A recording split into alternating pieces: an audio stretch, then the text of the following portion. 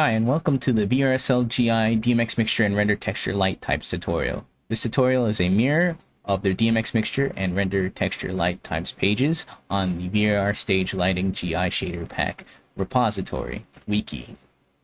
This tutorial will go over both the DMX mixture and render texture light types and give examples for each. The DMX mixture light type on the GI setup script is a light type that allows you to combine up to 7 DMX fixtures together and have them all control only one GI light point. This allows you to share GI light points between fixtures and reduce your overall GI light point count in your scene. The render texture light type on the GI setup script allows you to sample from a specified texture with specified pixel coordinates and have that be your color of choice for your GI light point. So we have two examples of the DMX mixture light type, and let's go over those now. Okay, so for our first example, we have a stack of 3 light bars and a mover wash light all on top of each other. And we're going to combine these into one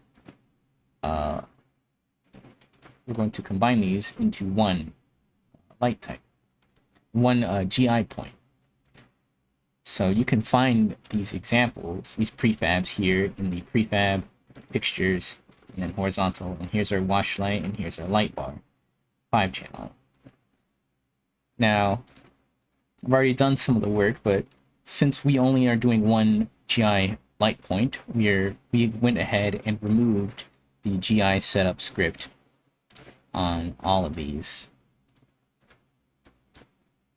So because we only need one GI lights, we only need one GI setup script. Now we already binded it and set our manager to it. So we can get all GI lights. Here is our light bar that's holding our GI setup script in our GI manager.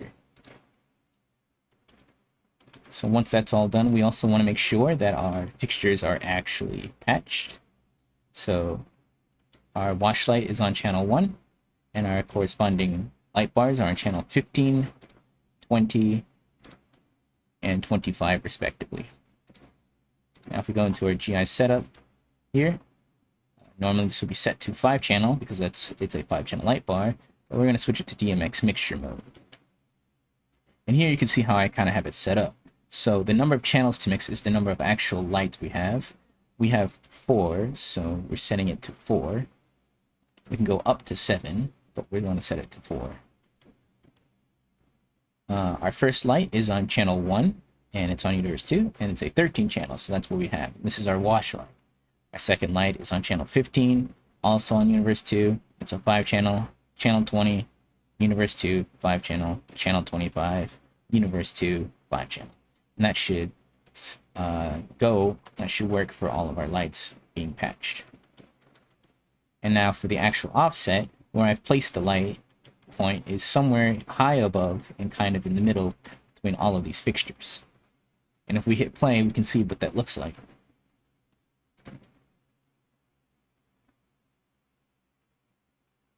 Give it a minute.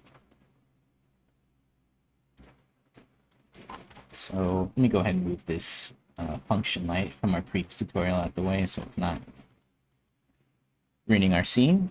So let's see. Let's add some red to this wash light and see what happens. See, there you go. Our red wash light is now affecting our GI point. Well, what about our light bar? Well, let's add a green light bar and see what happens. As you can see, now it's combined. Now both these colors are combining together. Red and green make yellow, and so we end up with a yellow light point. If we flash our green, we can see it constantly changing and reacting, but our red is also solid, so it's almost flashing between red and a darker yellow. We can add more green, and green will eventually overpower our red contribution here, because all 4 of these lights are sharing the maximum intensity of this GI point equally. If I reduce our red, you can see a very faint hint of red in our green. It's being added and removed constantly. If we keep, we strobe a couple of them, you can see sometimes you can see how it all mixes together. Now for our mover here, moving the light actually doesn't affect the GI point because it needs to respect the position of all lights, and not every light here is a mover. And even if they were moving, they'd all move in different directions. And since there's only one light point, it's much easier to just have the light point be static rather than move around with all the fixtures around. But as I stated before, this is a good way to bunch up a bunch of static fixtures or mover fixtures that are kind of in a corner where it doesn't make sense for the GI point to move much because they're so far away and their general vicinity of illumination is kind of fixed in one area. Now here's our second example. It's a stack of flashers. These are all one-channel flashers.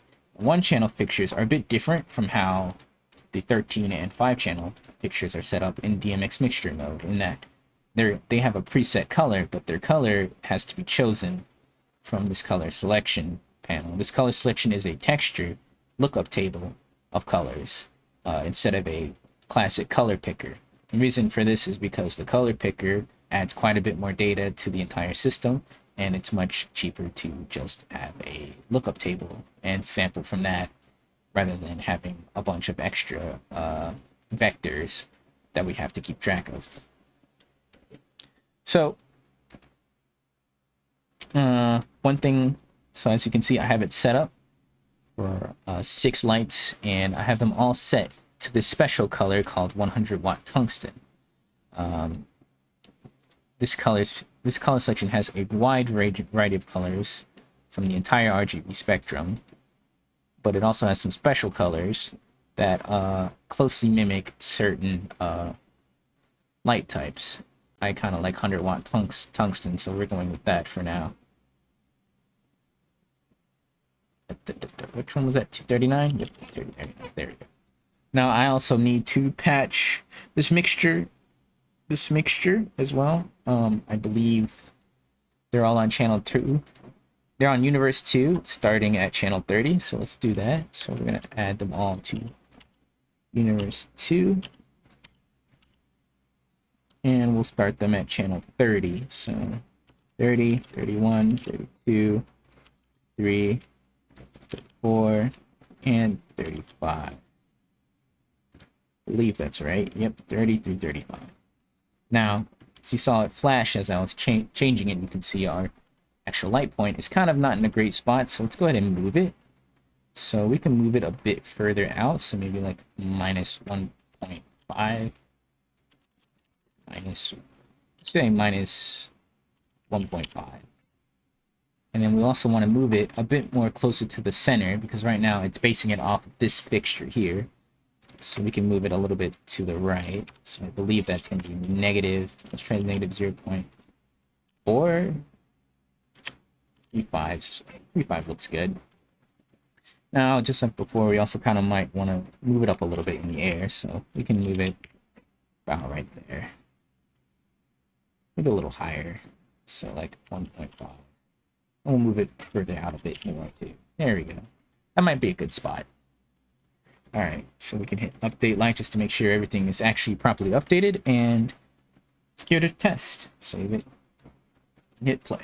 Oh, also remember to get all GI lights to ensure that our flasher is being calculated into our GI manager. Alright, let's hit play.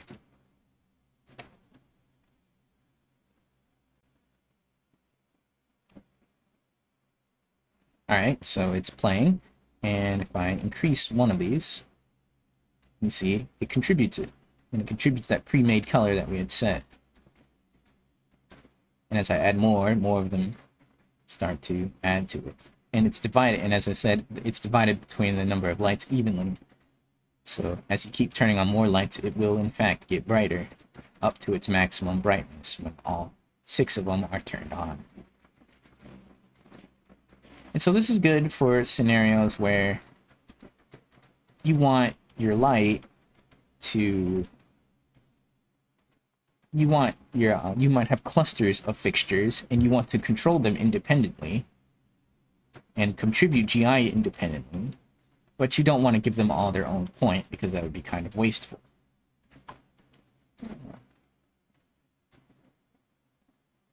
Some of these colors you might have to tweak a bit more to get them correct, because HDR colors don't really coincide with regular RGB colors properly. So if I go ahead and tweak this, this might look a little bit better. Let's go ahead and do that. Yeah, that looks a bit closer to the color we're going for. Oh, there we go. Yeah, it looks a bit closer. It's a bit fleshy, but you get the idea generally. There we go. And yeah, there's our that's how DMX mixture mode works. All right, let's give render texture a try. So this is our last light type. It's called render texture.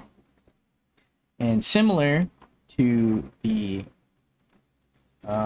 function fixture type, it does not require DMX channels to work, but it does require a DMX static script just to reference from. So we can go ahead and create that.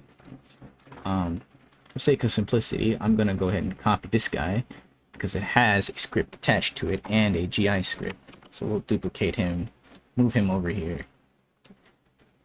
and we can call him render texture light.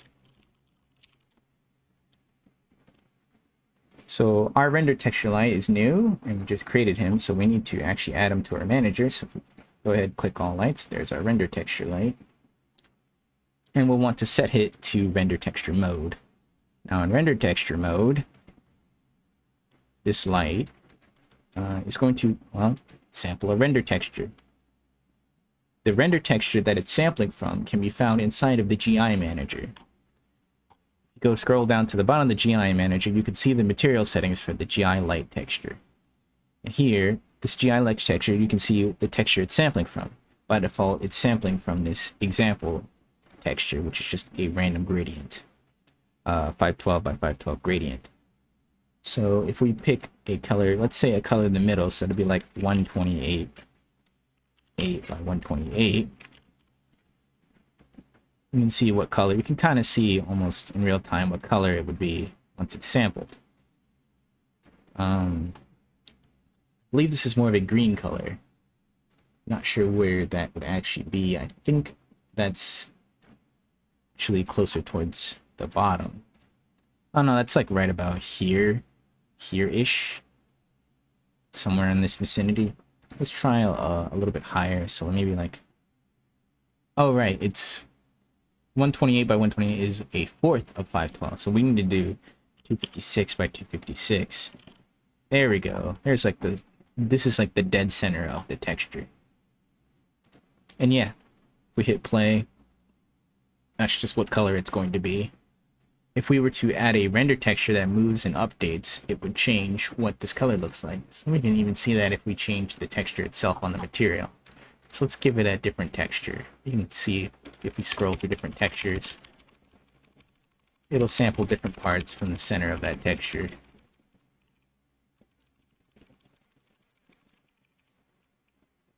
And of course, we threw in a render texture. As the render texture updates, it also, the light color will also update. And that's a good way to, it's another way to control the color of this light without using a DMX channel. You could throw something like a video texture in, for example, and it might make some interesting effects. And just like the function light and other lights, you can throw it into the function here, add it, drop it in, and toggle on live update GI position. That should cause it to move it, be able to be movable. Yep, see, now we can move it in real time. Pretty neat. But yeah, that's pretty much all we have Thank you for watching, and I hope you are able to make VRSLGI useful in your next world. Thank you for watching. See ya.